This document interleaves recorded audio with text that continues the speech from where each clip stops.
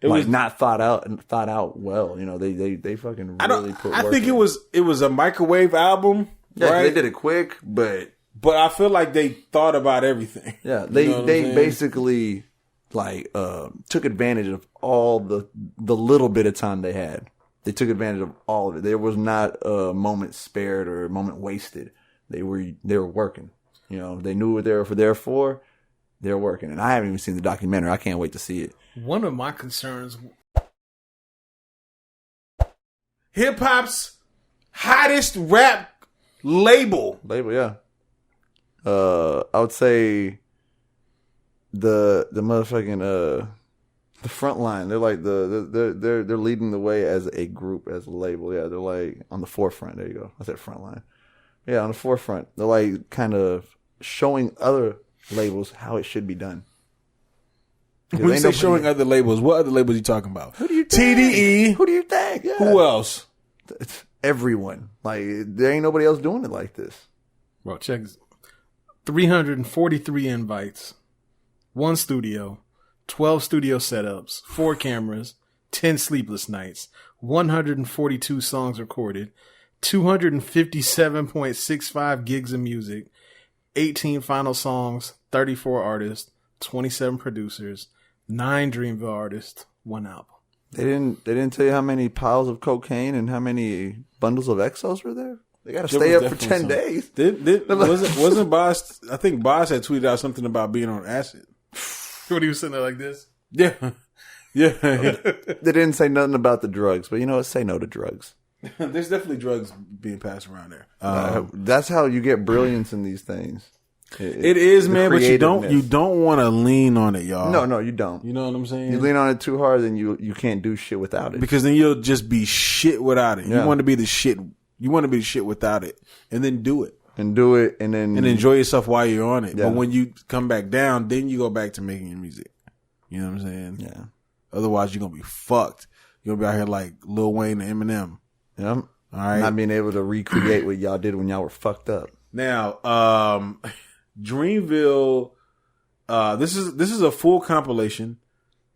Complete. It was 18 tracks, which was more than I wanted from them. A little less than what I wanted, but more than my minimum. So I'm good. I thought you said you wanted... I wanted 20 at the max, and I said, when you said like around 15, 16, I was like, I could live with that. Right. Or maybe I said around 18. 18 was good. Now, we did hear 5 of them That's beforehand. That's so true. it's really 13. 13 more. But I gotta say, man, starting with the intro... Whoa. This intro was solid. The way it came in, I was just like, "Oh man!" I was like, "Oh yeah, vibes. I'm loving it already." I know they're gonna. Shit. I was like, "I know they're gonna kill this beat," and then when the beat dropped, I was like, "Oh!" And Cole snapped. They're gonna kill. That was one of Cole's best verses this year. Yeah, even though it was only like a little, maybe 12-bar verse or whatever. It was one of his best flows that he had dropped. Oh yeah, this year. And we had Kendrick Lamar on the hook. Mm-hmm. Yeah. Can we read this tweet real quick? Yeah, read the tweet. Big shout out to my bro Kendrick Lamar, man. Pulled up on me to hear the project and just chop it up. Ended up giving us a fire hook. Thanks, bro. Or sorry, that's my bro. Always love. That was from Ibrahim. Now. Uh-oh. TD. We need to have a conversation. We need to have a heart-to-heart. Yeah, we need to fight him. Shit. That's a blood to blood. You will bleed. We knew about reason. Fine. Yeah. But when I'm listening and I hear that voice coming, I was like, whoa. Yeah. Wait a minute. Well, at first, I didn't Nobody told me about this. I didn't even think it was Kendrick at first. I was like, damn. You know what I thought? I thought it was Lute. And I was like, damn. I don't remember Lute sounding so much like Kendrick. You know what I'm saying? you said, all right, J.I.D enough. Oh, shit. Because he says Lute, bitch. And I thought he said Lute. Yeah. You know what I'm saying? Like, I thought it was Lute doing it. And then I was thinking, why would Lute make a hook like that using his name in the hook? You know what I'm saying? I was running through all that, man, until I realized, oh shit, that was Kendrick. You know what I'm saying? Fucking Kendrick. Kung Fu Kenny. Yeah, no, that was hot, man. And the baby comes on there. I wasn't expecting the baby to be on there. The baby. Yeah. Kill that shit. Lute Snap, he said, I wish a nigga would like Liam Neeson. I just want y'all to know there's a lot of bars on this album. Fuck yeah. Oh, That if you're not paying attention, that one because that was that one from Omen. Ooh. Which one? The Bird Box. That was a nice one. Did you know? That was. He has another one on there too where he says, fuck, what did he say? I can't remember. He's got some. There's a lot from Omen. He's very slick with his bars. If you're not paying attention, Slick skilled. My guy Buddy was all over this thing. Yeah, he was. Yeah, so Buddy was in the documentary, over the damn MVP. studio. He was the one that kind of sparked a lot of this album. The ideas and stuff. Okay. Yeah, probably just going in and just laying something. Because, like, sometimes you get inspired by other people. You know what I'm saying? Oh, yeah. Like, you'll hear a beat and be like, man, I don't really know what to do on here. And then they come in there and just say some He wild does ass his stuff. thing, And you're like, okay, now I can fuck with got it. You know what I'm saying? Yeah. And Buddy was the guy that was running around doing that. He was They talked about how, like, he would run into one, put a verse down, go into another one, put another verse down. Right. And he was just like, He was all over the place. I'm going to be on this project. On everything. One way or another. Yeah, Right. yeah. And the stuff he's featured on are ones where he's just like kind of talking, being silly on stuff. Right. He's all over the place. Yeah, yeah. Right. That's the way you Shout out got to That's the Buddy. way you're supposed to do it if you're in that situation. You gotta Just take it release, for man. take it for all it is. Yeah. The thing that's dope about this album is that there's everybody's styles are meshed in here pretty well. To be honest with you, Yeah. There's nothing that is like off. right? Because Omen and Lute, they kind of rap in like a certain type of vibe, right? Boz kind of raps in a certain type of way. vibe. Yeah. J.I.D is in a different energy. EARTHGANG is a different energy. yeah. You know what I'm saying? So they were able to like mix all these together pretty well. You know what I'm saying? Yeah, to where it didn't sound like it shouldn't have been together. I can understand the Omen realm, like them saying, "Look, I need a little bit more quiet time. I need to think." Yeah. All right, the music is too loud. Can Calm you turn down. it down? Yeah. Okay, you know what I'm saying. I can picture them in there in the corner trying to come up with these ill ass bars because a lot of them did. The guy that was rapping with Omen on what was it? Not Swerve? Sleep Deprived. Right, when he said Talking about Mez. I think it was him. Okay. He said that was when I was a little angry. I'm like Commodore. Yeah. He said I was trying to get a brick house. That Commodore? Yeah. That was a fire ass bar. was. Yeah. All right. That Commodore shit. Yeah. That was a good bar. All right. Quality. That's the kind of shit that makes you want to get back to right. Right. Oh yeah. You know what I'm saying? That is throughout this whole thing. Like I told you, after hearing this, I actually wrote.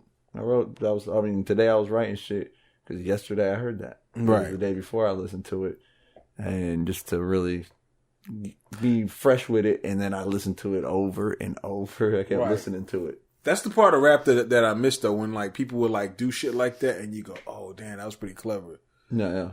I can find something to top that. You know what I'm saying? I know I can be a little more clever than that, and that's what made it.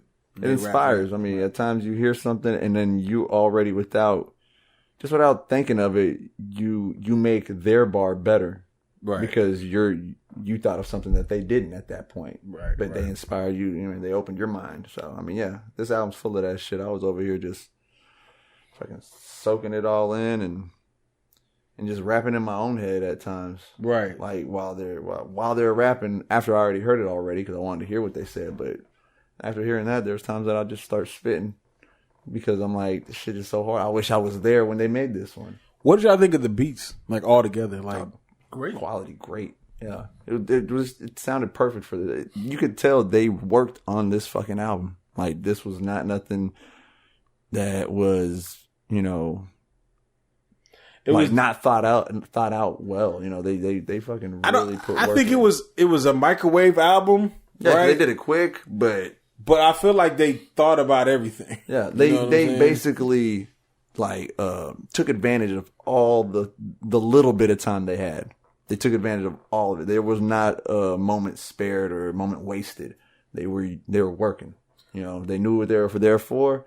They're working, and I haven't even seen the documentary. I can't wait to see it. One of my concerns, because we knew there were so many people that were invited. We knew that, and then when you see them all working and how they're all working, I'm like, man, this is a lot of different people who make a lot of different sounds. So I was wondering, how are you going to make this kind of like a cohesive project? Because you remember when we were talking about, I think it was Schoolboy's album, where like it's kind of like all over the place. Right. This one, there weren't bad songs, but if for some odd reason it was just kind of like out of place. But this one, I felt like they at least worked the track list in a way that kind of felt right. For kind of having a very eclectic mix of, because again, you have that many artists, that many producers. Everyone doesn't sound the same. It's not how they work. Right. Yeah. But I was like, okay, cool. It worked. Because I was a little worried for him. Like, man, I hope this isn't like, this one over here, then Costa Rica over here, then but they didn't have a good flow. I was actually thinking about that when I was like, damn, I want to arrange this shit. They did it well. You know what I'm saying? Well, I'm thinking, how many songs did I say it was? Like 300 or whatever? Yeah, you said he did like 100 and something, 150 I'm thinking, how do you cut that to 18? Yeah, for real. Dog. Like, I'm sure there's a couple that you could probably like, yeah, that ain't it. But still, that's a lot. Like, even getting from 30 to 18. Yeah, that's like, I'm sure you get down to that last 30, 40 and be like, these are all good. Well, 30, yeah. You could have come out with a double album. You know what I'm saying? Like, it's like we threw out 100 songs and we're still like. They probably got other tracks they did, but I do believe that there's more coming. Yeah, I think there's going to be some coming just for people's projects. Right. That they just worked on already in that moment that are like, all right, well, that's because they even said like that EARTHGANG track. It says there's going to be a upcoming album. You know what I'm saying? Right, from the upcoming album. So I think there's going to be a lot more of those that just didn't get put out. They're going to just be on upcoming albums that they just happen to do then. There's definitely going to be a collab album out of this. It may be Cozz and your boy. Reason. It might be them. You know what I'm saying? What do you think about in the documentary when the one dude's playing beats? Cole's like, nah. The next one starts, he's like, nah. And he starts to know, he's like, nah, that ain't it either. I'm like, damn. Like, that must be demoralizing. For a beat maker? Nah. Like, I know they crank them out, but it's like, damn. You know why? You know why it's not demoralizing for a beat maker? Because a real producer understands that, like, certain beats speak to certain people. Yeah. You know what I'm saying? Like, you might hear a beat and like, a million ideas rush through your head. You know what I'm saying? And I can hear the beat and be like, I'm blank. Pusha T gave up Niggas in Paris. Probably heard him, was just like, what the fuck is this? That's weird, not a push beat. Weird and bouncy. I don't understand this shit. Why would I want to do this shit? Like, it's like, you know what I'm saying? And then Jay-Z and Kanye show you how it's done. You know what I'm saying? Then he probably was like, damn. He said it. That's the only reason I know that story, because he came back and was just like, dog, I wish I had not passed up that beat. He said, ugh. Yeah. I should have done it. And you know, it happens, bro. That's why I know producers don't get mad when like people are just skimming through the beats, because if you give me 100 beats, I may only like 2 or 3 of them. I mean, like, as a producer, I mean, you can't force nobody to like your beat, you know? No, you can't. Come up with shit to you. I mean, you have to feel it. If you don't feel the beat, I mean, I could write to any beat. Right. I could write to any genre of music, like put it on a rock beat. But are you gonna love it though? But that's the thing, exactly. Is it gonna be me? Right. No, I could write it. One thing that I did think was dope. I can't remember if it was Boz or not, but it was someone else in the documentary. Like, they're just talking about some of the songs going back and forth, and I did think it was cool to kind of show a little appreciation for producers and engineers. Because I wish I could remember. I think it was they Boz, have a whole producer list too. But he's like, remember, he's like, they still got to finish and master these songs. So he's like, we don't want to get to this point and then have to rush and finish. Right. Yeah. I'm like, I'm sure they appreciated that.